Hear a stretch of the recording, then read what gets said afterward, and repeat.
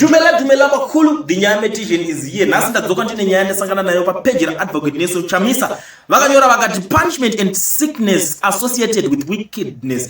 King Jeroboam suffered an incurable disease and died a painful death because of his wickedness. He killed all his brethren who were better than him. Don't kill people who are better than you. Second Chronicles chichichichi. Ini ndi murezi baba ndakatakutarisa nyaya iyi kai. Ndinotanga kuona zvinhu zvakawanda. Asi nhasi manyaya iyi inenge yangobudo iri blessed Friday, blessed Saturday, blessed Sabbath ndo manyoro vanenge vakaita. Asi tikada kutarisa apa pabuda a lot of wisdom. Nekuti mukuru ava avangobuditse mavhesi ese asi vanobuditsa mavhesi anenge achitotsanangura zvinhu zvakawanda, zvinhu zvine wisdom zvokuti imimi vanhu kana muri kuda kunyatsonzwisisa mune zvakawanda zvamuchanzwisisa ipapo kuti ayewa imimi kanzi Jeroboam akasafa chirwere chisingarapiki nekuti anga ane utsinye ndokura hama dzake right dzanga dziri better than iye zviriko takada kutosa even kana situation yeku-citizen coalition for change kwekwe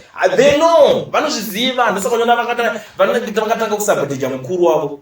They know kuti iye is better than 20 times better pazvese kuti ngouya presentation kungotaura ungoti muri Zimbabwe takuda kutaura zvakati unongoona kuti anenge atori mberi kwavo but ndobva watotanga kutomutsoma ndo zvinhu zvezvinhu but inani ndingwandisi kunanga mazita tangonzi aiwa mazita musatambe kuchitaura mazita asi inini nhasi zita chete tandingotaura ndere mukuru atanga auya nenyaya yake parora panapa achisiya blessed Sabbath yake. Sanyametishin muri Zimbabwe, I'm out.